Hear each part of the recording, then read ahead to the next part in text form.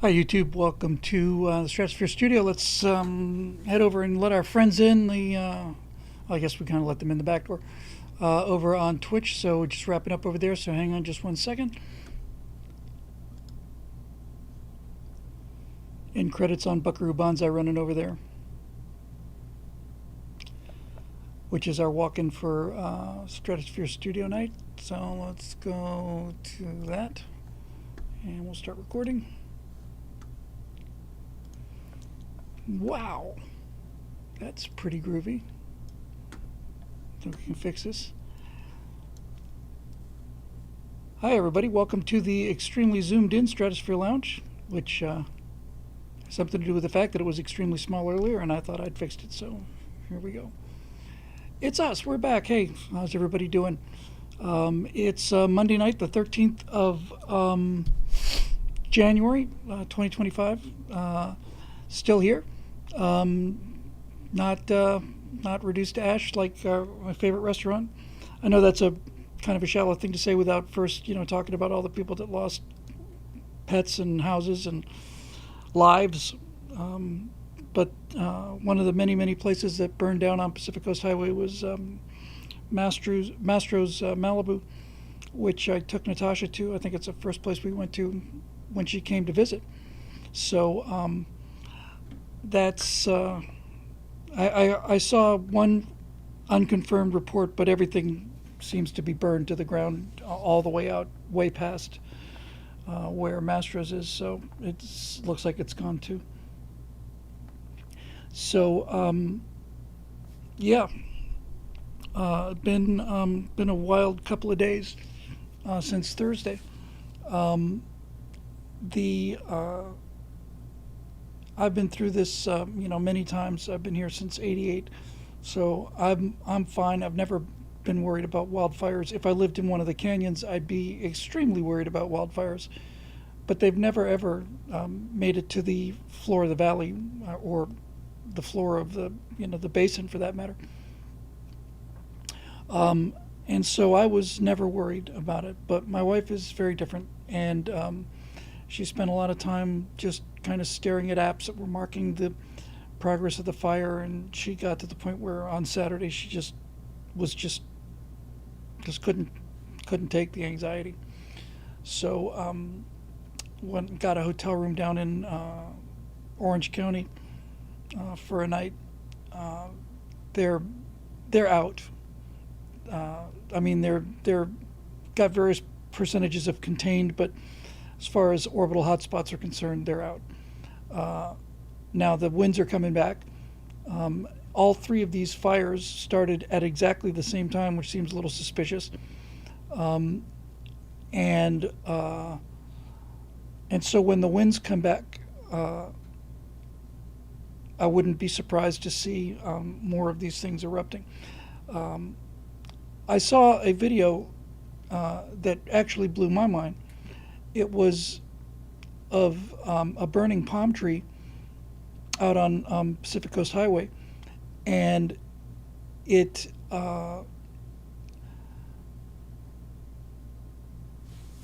James Woods' house is still okay? I heard that it was, but then I just couldn't imagine that was possible. I'm seeing this in the chat here. Hang on a second.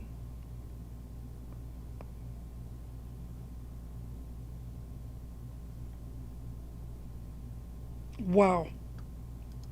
Well, it looks like James Woods' house is not rubble. That makes me exceedingly happy. I texted him the morning after the fire started and asked him if he needed help with anything. He was a very kind response. Hi, everybody. Hi, Kaladin. And just watch Mars disappear behind the moon. Is that going on right now? There's an occultation of Mars? Anyway, I'm very, very, very, very pleased to hear that. He's a really good guy, and yeah, and we're fine. So Natasha just had a really bad night and needed to get away. I don't know if I need to encourage James to run for mayor or governor, but I'll tell you what, we could do an awful lot worse. And in fact, we are doing an awful lot worse right now. So it's just been eerie, you know. Oh, anyway, I was telling you about this video. The It was a palm tree on fire, and the winds were pushing 100 miles an hour. We were not only getting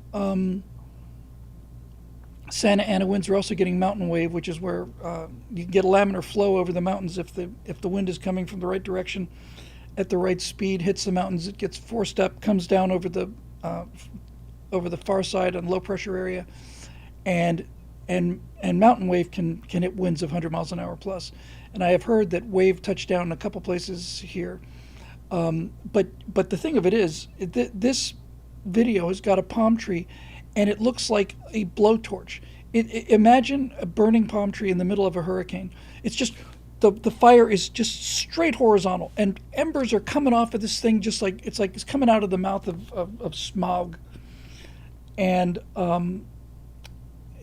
it's just simply amazing, absolutely amazing. I'll tell you what, if somebody can tell me when Mars is coming out, I don't need to see it come out, although that would be pretty cool too. It changes based on your position, you know, and so on. But I'd hate to keep people on hold, but that's something I would step outside for just for a moment. But watching this thing it's just like a blowtorch. It's simply, it's absolutely incredible. All the houses burned from the roofs down. Santa Ana wind speeds routinely get to 60 miles an hour.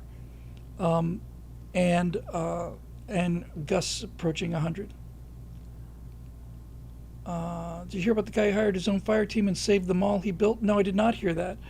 But I did hear about a guy who saved his own house because he just basically stayed on the roof. That, you know, I would be very tempted to do that. If the problem, of course, is, you know, it may sound ridiculous to think that you could be in the middle of that kind of inferno and save your house by standing on a roof with a garden hose, but that's exactly how you do it. The houses burn from the top down. These burning embers land on the roofs of the houses, and if you just put a little squirt of water on, you put them out with a water bottle. If you get on those embers immediately, then you're probably fine. I would imagine the heat would be overwhelming or potentially fatal, but I think if you hosed yourself down, you'd probably just be steaming. There's also a lot of smoke, needless to say. But these things come through it is in fact like a tornado of fire. In fact, I did see an actual fire tornado, like a firestorm tornado.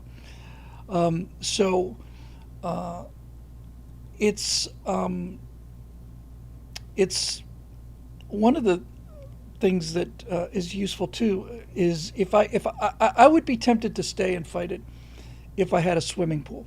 My concern would be you decide to stay and fight, and you get up there with your hose, and then you find out there's no water, which is exactly what happened. It's just, you know, it's just the finger of fate just going through there and sparing some things. I heard Nobu, the sushi place was spared, but I heard Mastro's burned down. I know Gladstone's burned down. I know Moonshadow's burned down. And somebody's going to have to answer for this. Also heard stories about fire insurance being canceled days, weeks, and sometimes hours before these fires came along. I think if I'd been paying fire insurance money for 40 years, and then I got a phone call saying, hey, we're canceling your fire insurance. I'm in Sherman Oaks, so I'm on the valley floor. I'm fine.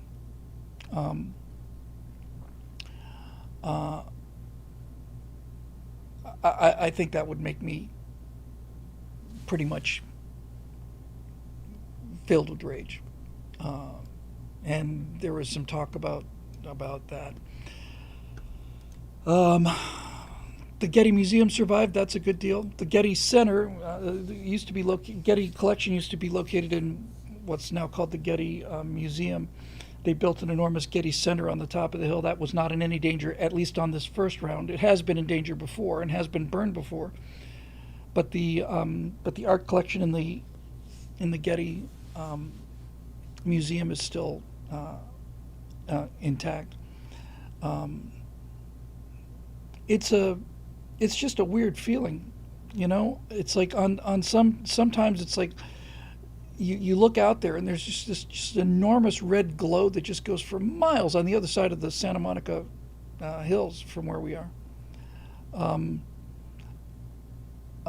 Sad Wings Raging says copper-clad shingles. It's expensive, but what cost is losing your home? We don't own our home; we rent it. There's no way we could afford to buy a house in Los Angeles. It's absolutely it'd be $150,000 down payment or more. So it's just not up for discussion. But we have a lovely little house, a little older house, built in the 40s, and it's just really nice. We're just very happy there. Marisha Dark says Bill Ice Coffee Hour did a deep dive into the LA fires with Kevin Paffrath, talking about the things that led up to, including the insurance stuff, wildlife, water hydrants, etc. I feel like I need to say something, and obviously, I obviously do. I just don't know what to say that hasn't been said, other than if you live in a democratically controlled city, you watch Los Angeles burn down. Baltimore could be next. New Orleans could be next. San Francisco could be next. The incompetence, the graft, the grift, and all of that is true for St. Louis, Chicago. They could all burn down. You think you got a fire department? You think you've been putting millions of dollars into your fire department? If you live in a blue city, chances are better than even that you don't have the things you think you've got waiting there. I don't know. I don't know what else to say about that. Caledon says he's been watching Detroit burn for years. It's true. It's kind of in slow motion. Dave Big Booty says the climate's I should be aware of the fact that climate change is responsible. This is the thing, I was talking with Shelley about this. When you hear the liberals saying, no, it wasn't democratic incompetence, it was climate change, it's like watching somebody holding on to a piece of flotsam from an ocean liner that's gone down. You cannot pry their arms away from this belief. It's the ultimate cope, right? They see the incompetence of the mayor. They see the incompetence of our lesbian fire chief and department heads. They find out that the reservoirs were supposed to have water pumped into them, just local reservoirs. Forget about the whole diverting of the Colorado River to maintain the Delta smelt. All of that stuff is true. So they hear all of these things, and it makes them question DEI, and it makes them question their politics, and then something happens in their brains. I've seen this in front of my eyes. I've seen it in real time. And they grab onto this thing. It's like, no, it can't be. It's got to be the Trump's fault. Climate change. It's got to be climate change. Okay, it's climate change. It's not me. It's not me and my politics that burned down the city of Angels. It's climate change. And Donald Trump's responsible because he's against, saving the planet. And that's how it works. So it's like anything else, with a spectrum. It's basically a bell curve. Joseph J. Cosanzalo, I think, says Bermuda Bill and the Bitchin' Camaros. That's a hell of a cool name for a band there, buddy. With that super chat, thanks. I think the Delta smelt is in more trouble now than it was a week ago. The question is, what about Gavin Newsom? He's taken this one on the chin. He's getting creamed, and I think, and it couldn't happen to a more evil bastard. Honestly, Dave, you just look at the guy. Here's the thing about what's really hurt Newsom it's not that all this happened on this watch. It's that he looks weak and he looks like he's desperate to avoid responsibility. And he is. he came down and they said, well, Governor, what about the diversion of water from Sacramento? So it's not a Sacramento problem. No, no, no, no, plenty of water. It's a local problem. We're launching an investigation from Sacramento to find out why the local reservoirs were not locally filled by local people working locally here in the local area of Los Angeles. It's got nothing to do with what's going up in Sacramento. That's not leadership, you know. That's not leadership, and it's and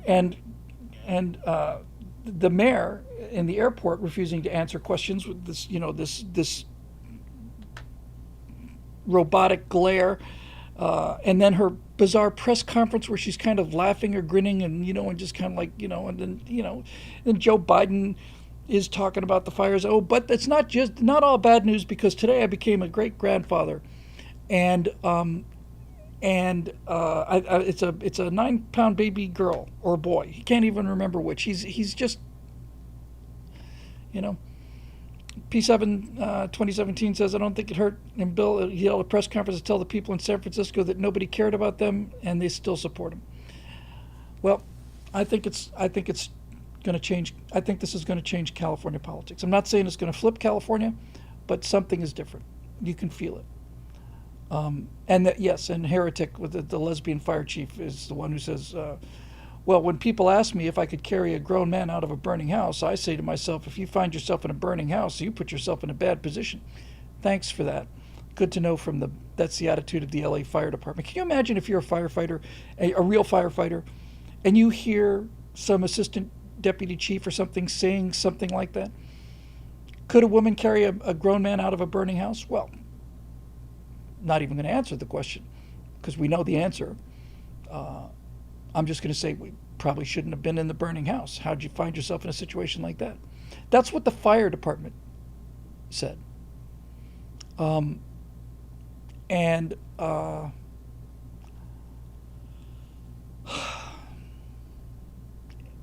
I think if I was a fireman, I would be really out of. So there's these 7:42 LA time to. Okay, if you can keep me posted on that, Astronerd, I might just do that. I don't know if we'll call the show that early, but I would really like to see that.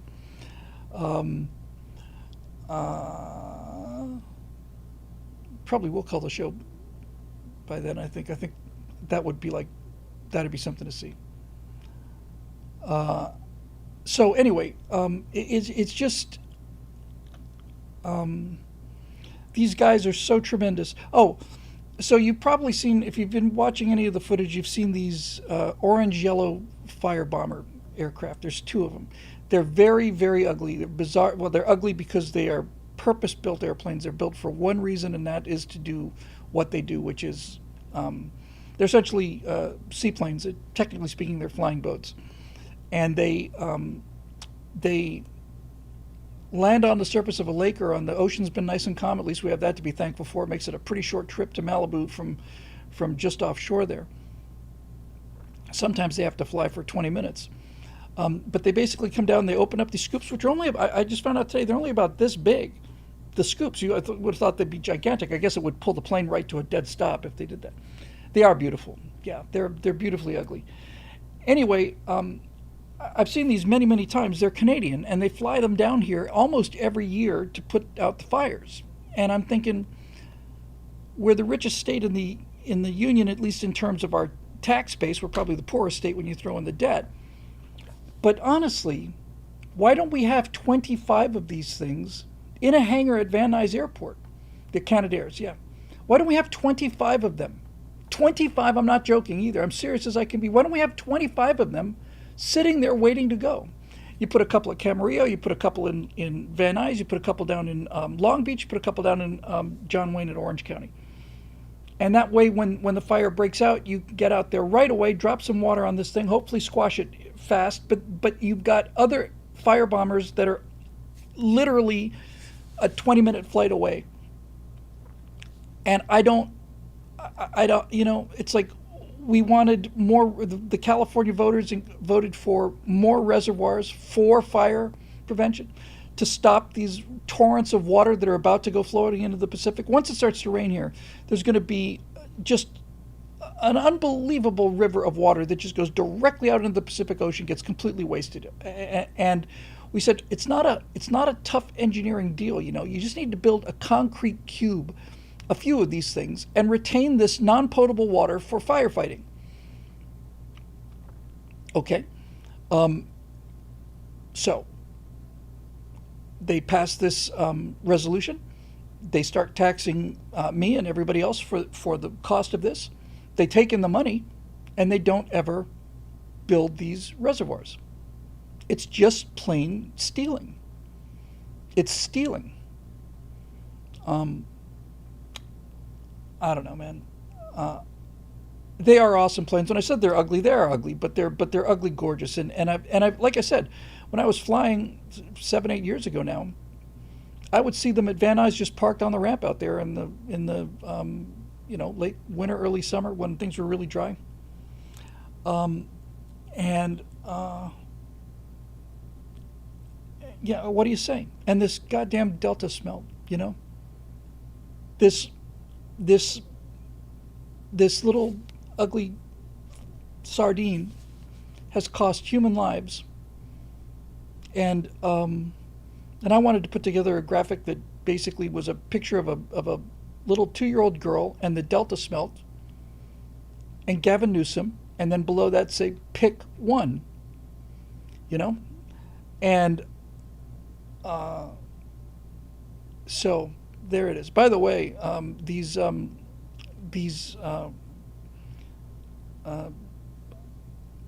fire bombers that can scoop water directly out of lakes and out of the ocean have been known on many, many occasions to drop fish onto forest fires. That's not uncommon at all. So salt water in the soil is not a big problem compared to what's going to happen to the soil if they do that. Besides, it's not like they keep bombarding the same place. Yeah, you get a fish fry. I'm just looking here. Yeah, the 747's impressive, but realistically, I'd much rather have 25 water bombers than 1 or 2 big 747s, because this is how you and if you've seen these guys in the helicopters have these these, like, what are these lines called? Lift lines, cargo tow lines, and they drop in. I've seen these guys hover helicopters over people's swimming pools, drop this basket, dip bucket. The bucket fills up with water, and then they just fly away. And then I've seen guys in helicopters come flying up the slope, swing this thing around, and as the thing is swinging around, they release it in this perfect spray. It's just like a garden sprinkler, and they're just so much talent, and there's so many great, amazing people out there, and they're completely cut off at the knees, and they're told that we can't hire any more white guys because we need more black women firefighters, and so the guys that know how to do this with helicopters are, we don't need you. And this same idiot assistant police chief or whatever, this would be the black lesbian, who basically says, if there's a fire at your house, it's really important that the person that arrives to show up to put out the fire looks like you. And I'm thinking, that's not important to me at all.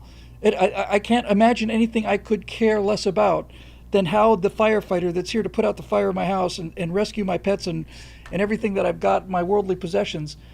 I honestly cannot imagine anything I could care less about than what that person looks like or who they sleep with. I just want somebody who knows how to put out fires. And it is, I really do think that DEI was on its way out. In fact, we did a right angle a couple weeks ago called Time to Die DEI. And this has put a stake in the heart of because everybody knows it. Even the progressives who are claiming it's climate change, in their heart of hearts, they know it. So my city burned down, but I'm proud because we have a couple of lesbian police fire chiefs, and you can only imagine how that warms the cockles of my heart. Texican says, imagine being 400 pounds, calling 911 and seeing a truck of 400-pound lesbians show up to rescue you. Yeah, exactly. Exactly. So, anyway, it's just been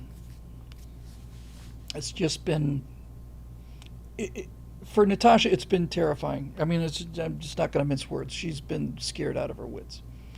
Um, we had a house burn in the hills about a mile from our house. But that, and again, I said, honey, I went and looked. I drove down there. And I said, honey, that's not a wildfire. That's a house that was probably torched by arson. And I don't know when that water bond was passed, P7. It was a while ago. Um, but the house was burning, but none of the surrounding grass was. Then it burned to another house, so two houses are burning. That was, and then it spread somewhat to the surrounding grass, but they put that out pretty fast. So that was a mile away. And poor Natasha is just sitting there staring at this app, watching these red dots just getting closer to the house. And I don't know how many times I said, honey, I'm not the slightest bit worried here. I'm feeling for these people out there. I'm really feeling for them, but I'm personally not worried at all. Because fire will not burn on the well-watered lawns of the flat part of the San Fernando Valley or the LA Basin. You could drop incendiary devices there, and there's just nothing for them to burn. At least not from the likes of, I mean, obviously incendiary devices are designed to stay and burn really hot for whatever, but you get the idea. I was never worried about our house, but she was scared enough that we had to go. And there was no talking her out of it. So that's,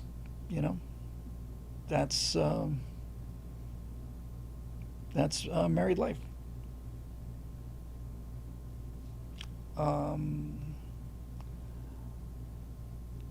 I've been through. This is not my first. This is not my first wildfire. Now, I want to say 3 or 4 years ago, an entire neighborhood burned down, but it wasn't as famous as Pacific Palisades. That was a much smaller fire.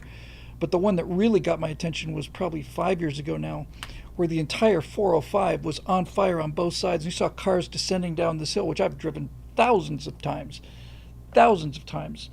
and it looked like descending into hell. I mean, it was just descending into hell. Everybody's back home now. We took Bean and the other cats down with us, and the guy at the hotel couldn't have been nicer. He really was just a really sweet guy, and everybody here's just helping out. Everybody's volunteering. Everybody's buying pizzas and very light cheese, heavy sauce. It's freaking phenomenally good. It's basically bacon, pineapple, and really sharp sauce, and it's just a damn good pizza. And so that's what I order, and I've been ordering it for years. I think I have saved up something like 25 free pizzas. I need to call fire department or find out where a delivery center is and have those donated. That's what I need to do. In fact, I absolutely to write that down. And not just for the firefighters. There are people out there that are hungry. I just get 15, 20 pizzas delivered there.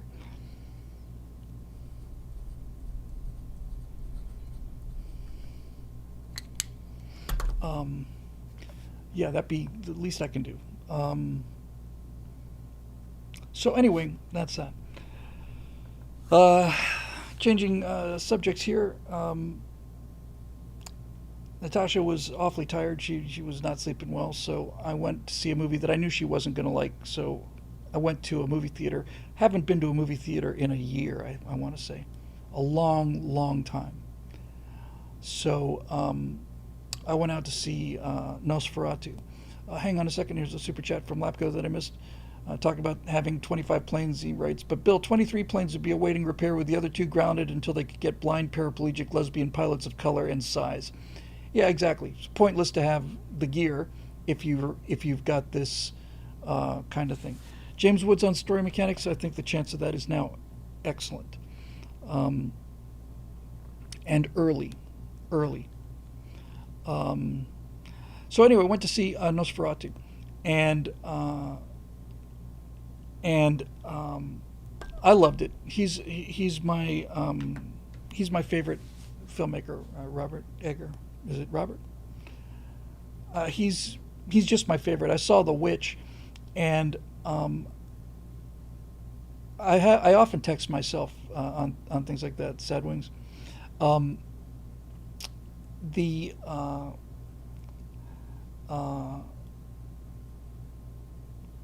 he's I saw The Witch, and I thought it was going to be another one of these tease movies, where you constantly, you just kind of catch a glimpse or there's a rustle of leaves or something like that. But The Witch was freaking phenomenal, and the accents, the historical accents were. He's a historical filmmaker, and the history was so good.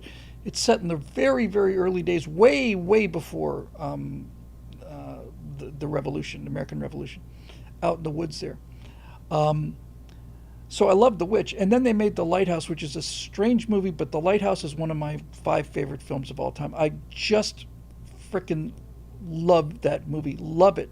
It's so weird and so eerie and creepy and perfect, and the acting with these two guys is just phenomenal. I saw the Northman or Norseman. I don't remember which. I don't remember anything about the movie. It was not so much impressed with his junior effort, but his senior effort. Nosferatu is fantastic. It's fantastic. I did not know it was Bill Skarsgård until they rolled the credits. But the thing about Nosferatu, go out now with my binoculars. I don't have my binoculars with me. Is it time to go? I just want to see them right next to each other. I hate to leave this live stream, but you know what? Everybody else who's watching this live, if you're watching this recorded, you can fast forward. But if you're watching it live, Lighthouse is very dark, and all of these films have very dark sexual overtones, and it's not subtle. I'm going to just run outside real fast just to have a look. I'm so sorry, but an occultation of Mars, with Mars being as bright as it is, I just want to. It's not that I want to see that. So everybody, just be cool and go outside and take a look at the moon, and you should see Mars appear if you're watching the show live. If you're not, fast forward. I'll be back in probably 4 or 5 minutes. Sorry about this. It's very low, but I'll be right back. Talk amongst yourselves. USS Enterprise, NCC 1701.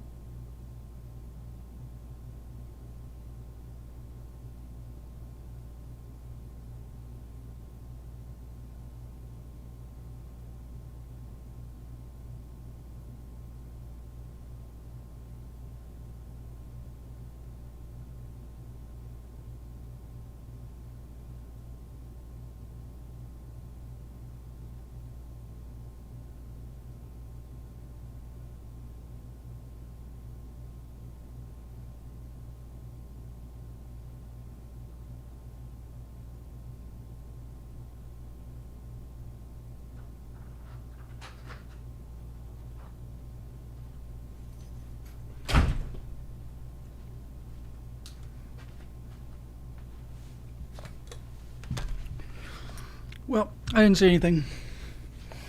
Um, Sorry about that. I was out there waiting, and I was just getting so um, I was just so guilty about the dead air. Are you going to give us a refund for that part of the show that you missed? Yeah, asking for a friend. I will. I'll refund fully 10% of the total price of having watched it. Now I can just step outside. I thought I had to go. I went all the way outside down to the parking lot and outside. But I just came in because I just felt so guilty. Where I am right now, it's still behind the moon. I mean, yeah. I'm glad everybody was entertaining themselves. Anyway, back to Nosferatu.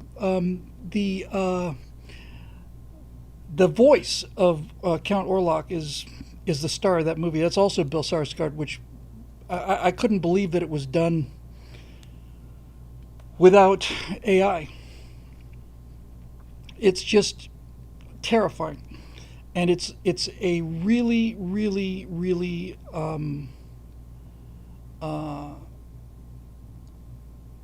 it's come back out in L.A., he says. I'll just poke my head out the window every now and then. It's cloudy enough here to make it, but then there was a break in the clouds and I saw Mars out the moon's limb. It's come back out in L.A.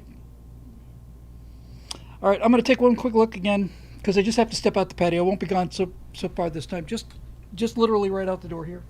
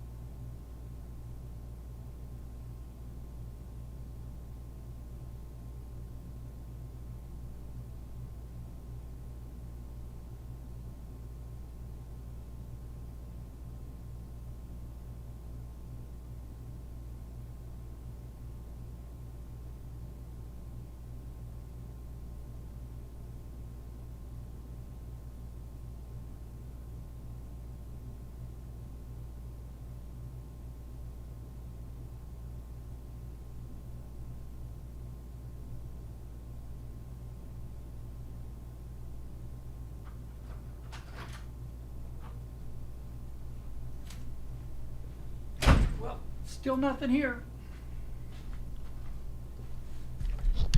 I'm sure it's breaking out any second now, but I was just out there and again it's still nothing.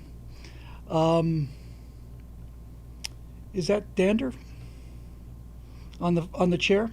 Probably disgusting. Yeah, I've got a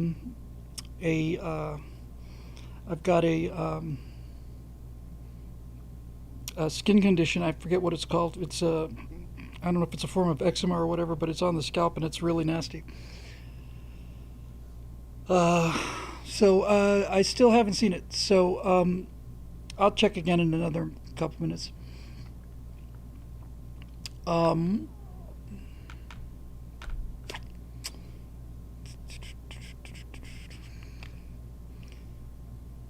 So anyway, yeah, the Nosferatu was terrific, and it reminded me I need to be making movies, which reminded me that I really should be honestly working on movies. I really was sitting there watching this and thinking, I'm just spinning my wheels, man. I need to write Big Bad Problems is what I need to do. I got so much going on. It's just uh, I just need to do it. It was written to be a low budget film, and it's got some of that body horror, a little bit of that creepiness. It's also just very clever and very funny, and a lot of high tech stuff, and I just really really like it. So I missed a super chat. Oh yes, thank you. Um, you just got me to wander outside in 37-degree Fahrenheit weather to stare at the moon for no reason. Well played. It wasn't me, as somebody else is telling me. So it's but Nosferatu is, like I said, like all of Egger's work. It's real. It's very sexual, so it's not for the family. But I just sat there for 2 hours just watching, and the cinematography is unreal, and uh, and I just sat there, just watched it, just kept thinking, God, it's just beautiful, and the story, is just so familiar. Yeah, Marusha says he spent years writing for for Daily Wire. It's time to write for yourself. I really think the smart thing for me to do um, is to just get it done. It's a real short, easy movie to do. Um, so, we'll see. Any other word on whether is Mars actually come out, or am I being completely trolled here by multiple trollers or trollees or trollescents or trollodytes or whatever? What is worth? There's an app called Sky Map. I've got Go Skywatch. It's not going to have the resolution, I don't think, to tell me whether or not. Let me see.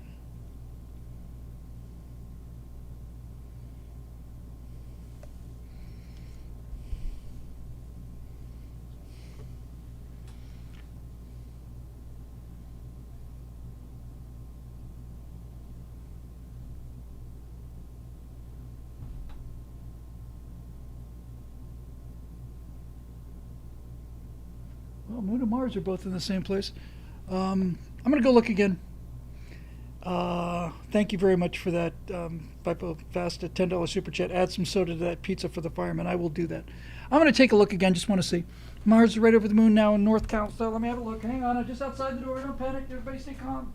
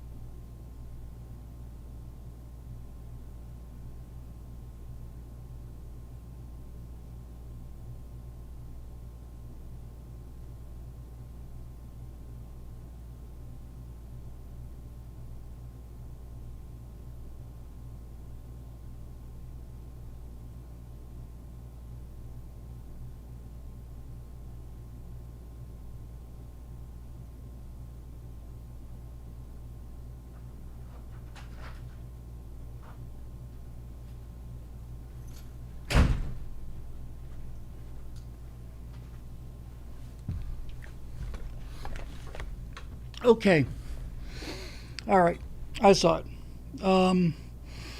It's the reason I didn't see it earlier. It's considerably clear of the moon now.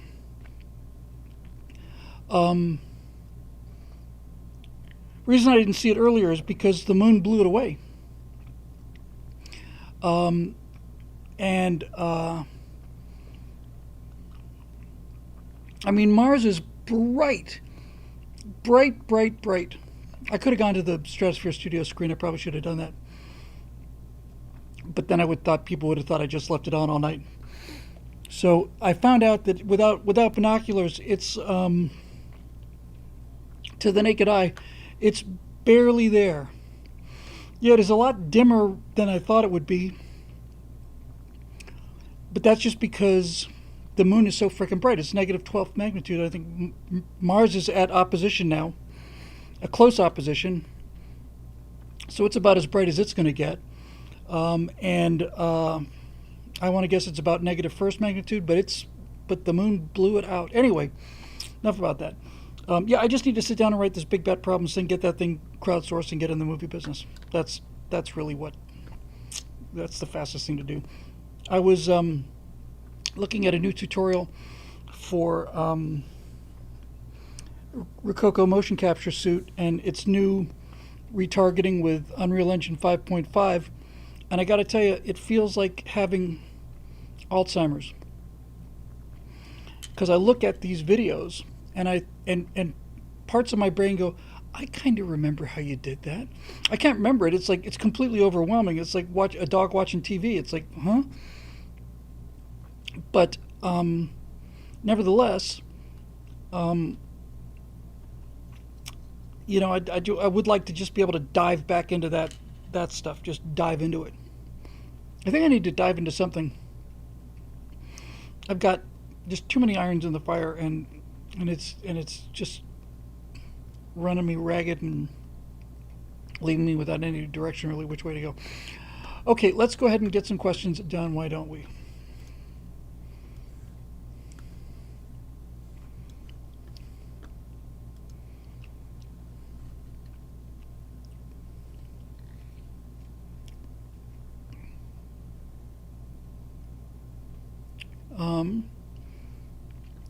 Let's see.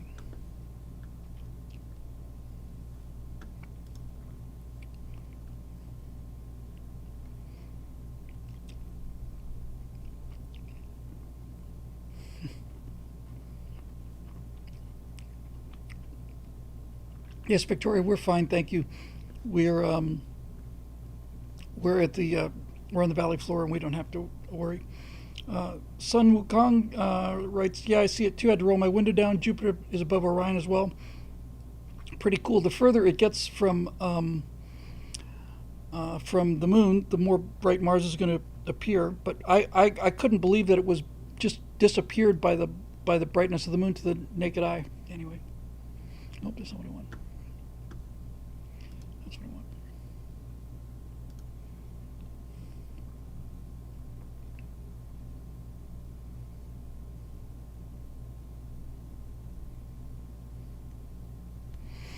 Okay.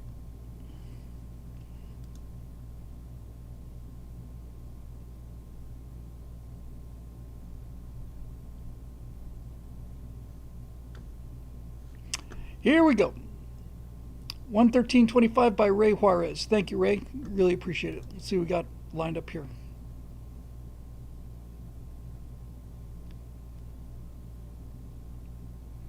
This website is slowing down, and I need to get that thing sped up.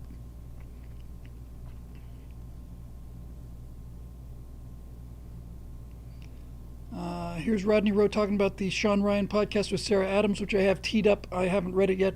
The fires, which I'm sure are something she talks about, kind of kept me away from that. So, yeah. So this is basically about the fire, and I have got it teed up. I've got it saved. I just haven't had a chance to look at it yet. So sorry about that.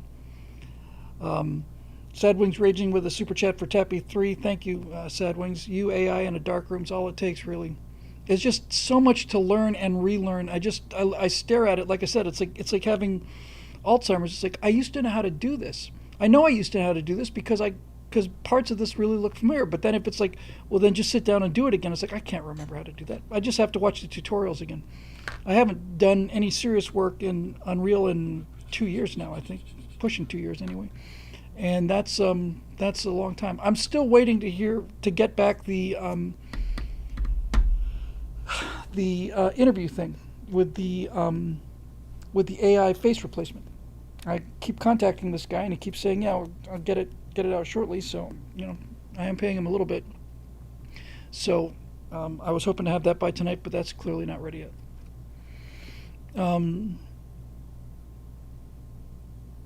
Hey, Ray Juarez is back. He says I mistook him for Ian Nolan last Monday. Any news on Stray Mechanics? No. In fact, this whole thing is embarrassing. Any improvement to the viewership on Right Angle? No, the viewership on Right Angle has gone down noticeably. Part of that is people, the holidays. Part of that is, bigger news stories. And part of it is things like Free Canada. Stories like this don't catch fire. Really, the stuff that just really leaps is stuff about Kamala Harris, stuff about Biden. That's been annoying, and I've been looking at that very carefully and trying to figure out what exactly is going on. But the views are considerably down, and I suspect that it's the show topics, because frankly the headlines and the thumbnails and all of these are more or less consistent. I think it's the show topics, and Scott's show about taxation and spending didn't do very well. I didn't expect it to do very well. I just put up my Right Angle on fixing elections, doing marginally better but slow out of the gate. So the rest of it, I'm embarrassed to say, I've just been awfully busy with the fires. So sorry, I got you confused with Ian Ray, but just hang on a second. No bleeding action here. Just had some nitrogen. I just get nitrogenized every 3-4 months, and one of these scabs just came up, and so I'm bleeding for my art, man. Okay, so sorry about that, Ray, but we'll have a better report card for you next time. Eric Blake, tonight, the case of the transitioning TikTok. Breaking news tonight, Bill. According to Bloomberg, the CCP is suddenly open to selling off the American TikTok to avoid the upcoming ban.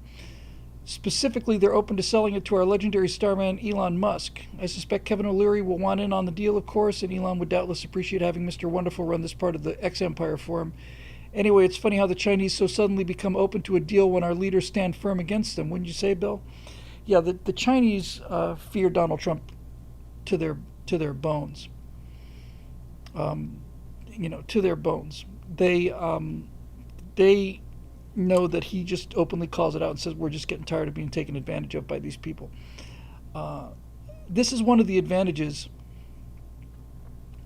Marisha Dark with another helpful YouTube link, which I'm going to click and save, because these are all great suggestions here. Yeah, it's on my favorites bar.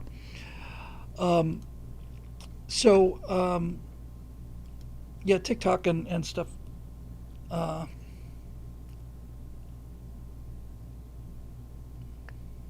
They fear Trump quite a bit, because he just openly comes out and says that this is one of the advantages of having a president who's a billionaire. He doesn't. I mean, the amount of evidence that Joe Biden has taken money from Ukraine and China. He's worth $150 million now or something on a lifetime of public service salary. When you've got billions of dollars and you've got all the money you could possibly want, and when you travel in your own enormous private jet, 757 if I recall correctly, you're immune to these temptations. So you know, uh, I think that that they are really afraid that they can't buy him off, and they know they can't buy him off, and this causes them, existential dread. So I don't know what TikTok would be. I mean, the problem with TikTok is not censorship. The problem with TikTok is idiocracy. I mean, skibbity toilet apocalypse, kind of, brain rot sort of thing. Been thinking about doing a segment on that too, although it's hard to do it without sounding like, oh, these kids with their weird stuff. But it's not like Ren and Stimpy, which was shocking and had, had real outsider appeal. Ren and Stimpy at least told stories. This skibbity toilet stuff, it's 72 episodes now or something, billions and billions of views of just nothing but explosions and people with their heads in their toilets going, skibbity dum dum dum, hey, hey, skibbity dum dum, baby. It's yes, I did watch the Every Braid Rot Explained video, and it didn't help much. It just provided some definitions and not so much a look across the thing. I've been digging into the alphas, vocabulary. I don't want to repeat it because there's nothing worse than listening to an old guy trying to talk like a young person. But I mean, I get the basics of it. And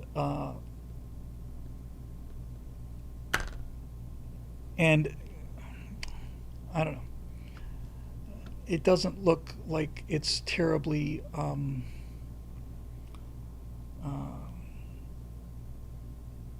nutritious stuff.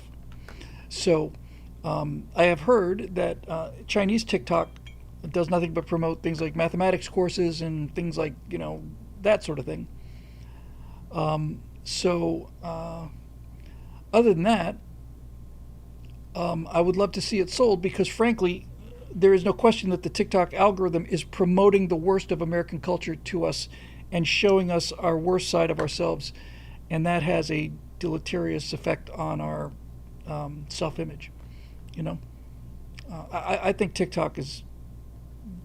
I mean, I've seen some clever TikToks, and I've seen some TikToks that I like, but really what TikTok seems to be most of all is just a diary, It's electronic diary for people to go and cry to, and then the diary talks back to you and says, "Oh no, it's not your fault. Everything's fine. You're stunning and brave, Queen."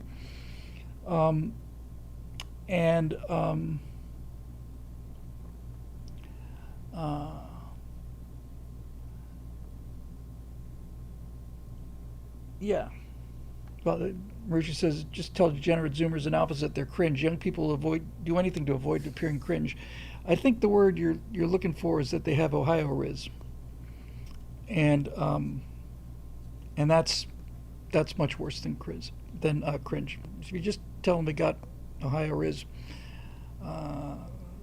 then I think you'll see them flocking for the exits. So, and then we got one more, so it's a short night, and I guess probably because I put the notice up so late, but I'm just having a little trouble focusing tonight for reasons I can't fully explain. Probably got to do with brain rot and staring at the moon, but I sure did have a good time at that. Ohio Riz, yeah. Riz is short for charisma.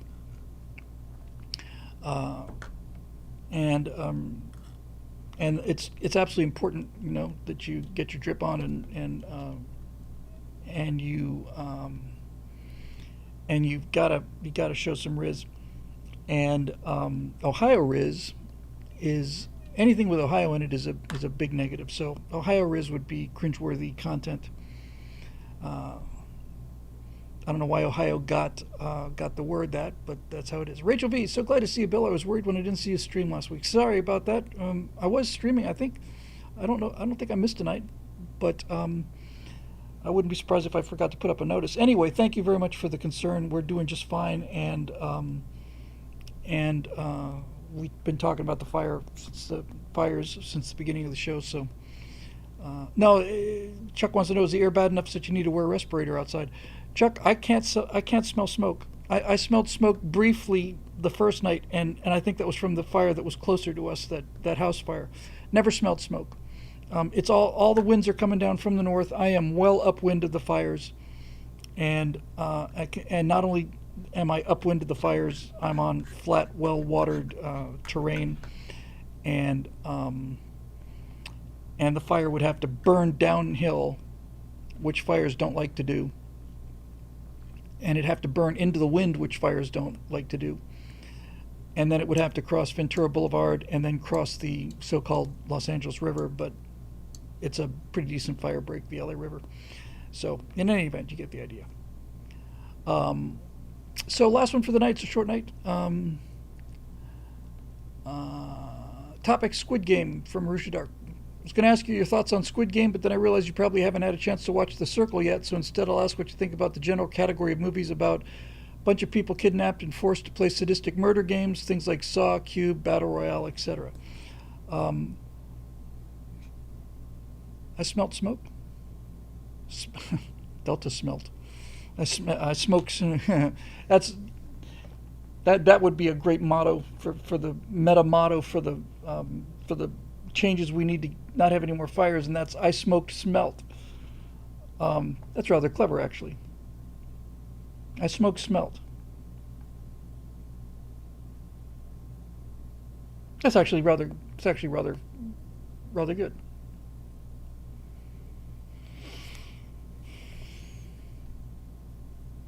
It does need to be a t-shirt. It's an ugly fish, too. As far, I mean, I didn't see the first Squid Games. I heard they're making another one, but I saw enough clips to get the idea. Now, embers could be carried mild and 100-mile-an-hour winds, but those are peak gusts. We're not right now. It's dead calm outside, so we are supposed to have some more winds coming, but I'm not too worried about that.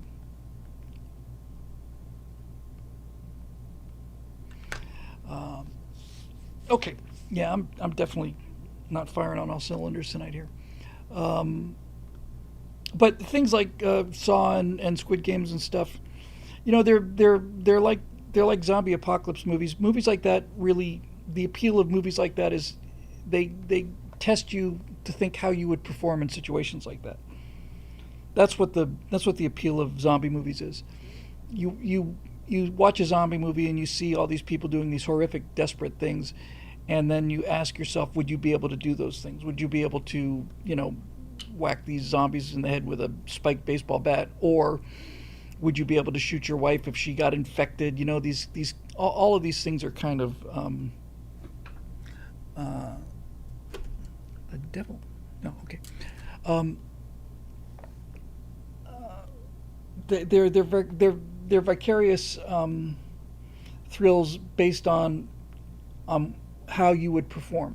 For instance, in the Squid Games, I think it's the first of the tests. It's one of the first where they're basically playing what is that game where you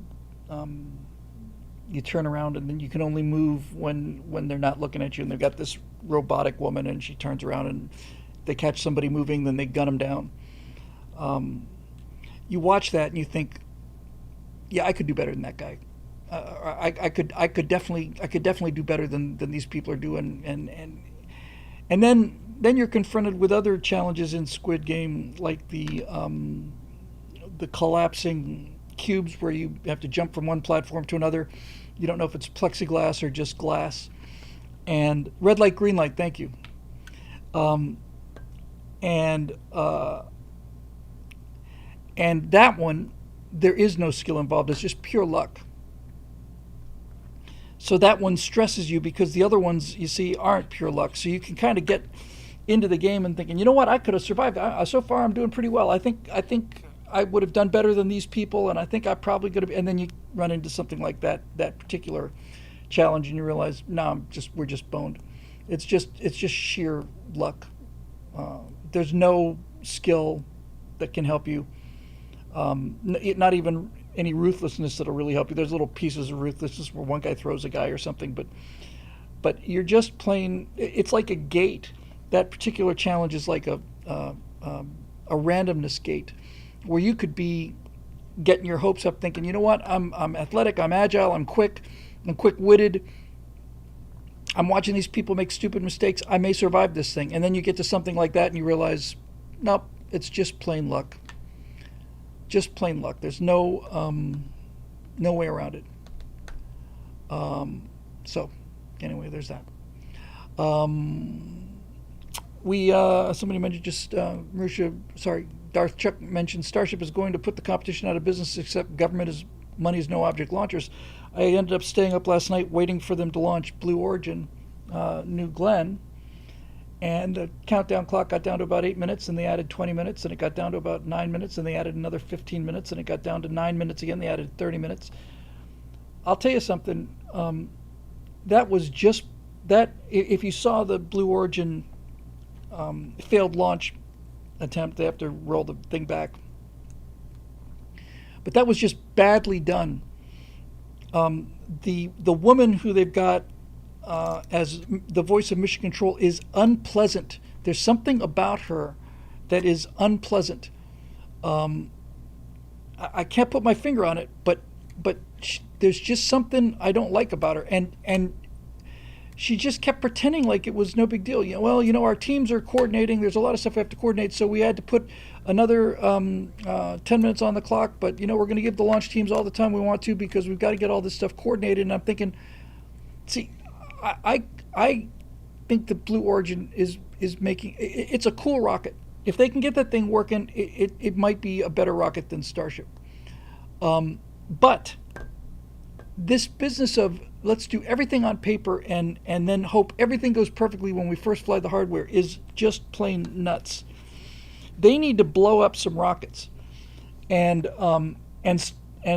SpaceX has paid in advance with explosions and rapid unscheduled disassemblies. And Blue Origin thinks that they can keep this thing in its hangar, and work all the bugs out on paper and on the test stand. And it's like, no. I'm not saying they should have launched. I don't know anything about what held up the launch, but at some point you've got to launch it and blow it up. And they just plain don't. They don't. They're just not willing to pull the trigger, and they've always been this way. They've always been very secretive and very,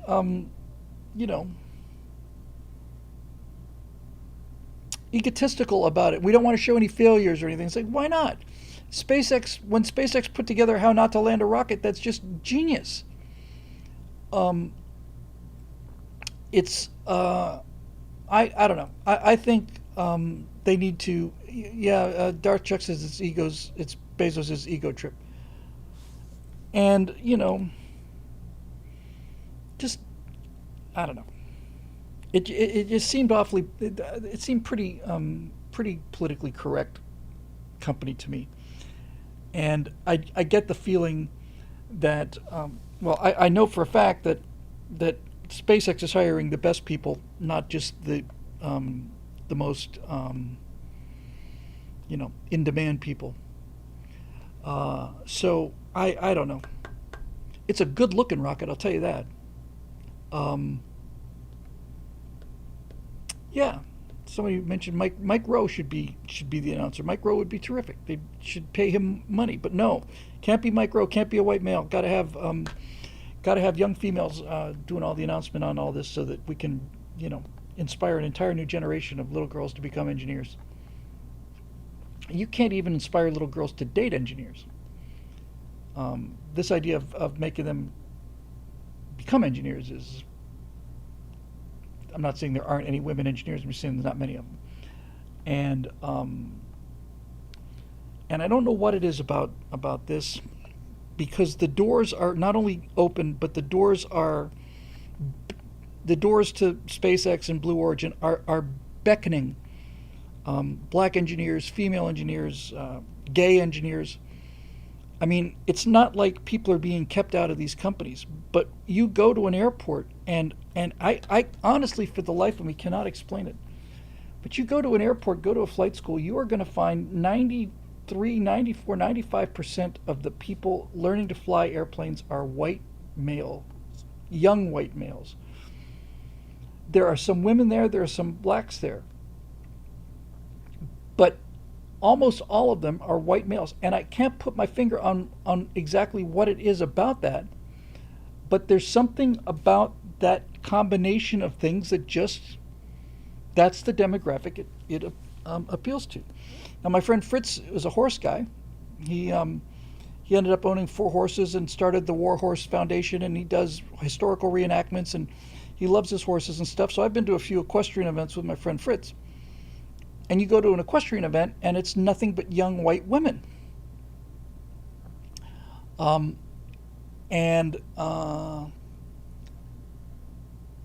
like I said, it's not like people are being kept out. It's just a proclivity. It's an inclination, and you can't force that. All you can do is mandate a certain number of diversity hires, and you turn away really great engineers in order to get mediocre engineers, because you've closed the door to 95% of your talent pool. It's just plain insanity. And if you think that these fires are a DI catastrophe, wait till we start having the airline crashes, because folks, I have to be the person to tell you this, but they are coming. More and more and more near misses, more and more incompetence, more and more cases of procedures either not being followed or corners being cut, and I think that, just to close the show for the night, I genuinely think that these California fires have done an enormous amount of well-deserved damage to the whole DEI idea, whether the left wants to admit it or not. They want to blame it on global warming, that's fine. Everybody knows that the mayor is incompetent, and that the fire chief is incompetent, and that all of their lieutenants are incompetent, and that there should have been water in those reservoirs, even if it got turned off at Sacramento. All of it.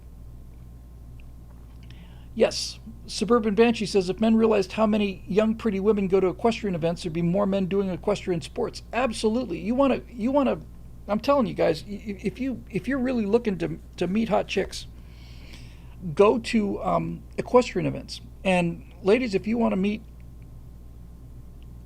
men, you want to go hang out at airports, where, as a woman once told me about the situation of being a female up in Alaska, where at least at the time, was 5 to 1 or something like that, male. She said, the odds are good, but the goods are odd. And I suspect that's probably the same situation at the airport. Although there are, of course, standout, studly mega chads like myself. But in any event, you go to an equestrian event, it's almost unbelievable. Amateur drag racing has seen more women, and it's great. They're great competitors.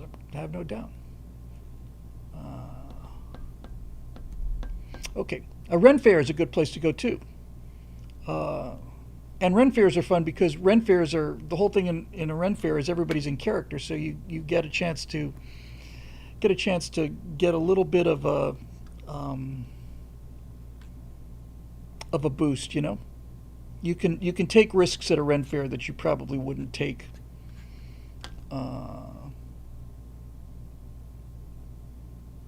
in a bar, I think. So anyway, I think I'm going to probably call it a night here, and I'm sorry about this show. Last couple weeks have been pretty, disjointed, it seems to me, and not terribly long either, but we'll do better on Thursday. I'm coming off a pretty stressful week for me, just because of the stress it put on my wife. So, married, you know how that goes. I think we'll wrap this up while the wrapping is still good, by saying that this show is made possible by the members at BillWhittle.com, and we're very grateful to them for their continued support, as always. I'm going home. I got to post a show that's pretty much already up, so I just got to send out the email for that. So probably another 20 minutes here, 30 minutes, and then I'm on my way home, and in early in the morning, and see how that works out. Okay. And a song says, that's what I get for being over an hour late. Sorry, we'll try and get you some 2 or 3 hour tours a little later on in the week here. It's just been surreal is the word. It's just been surreal with the fires and everything. So I'm very happy that these things appear to be out, and I'm very, very happy to hear James Woods' house has apparently survived. That's miraculous.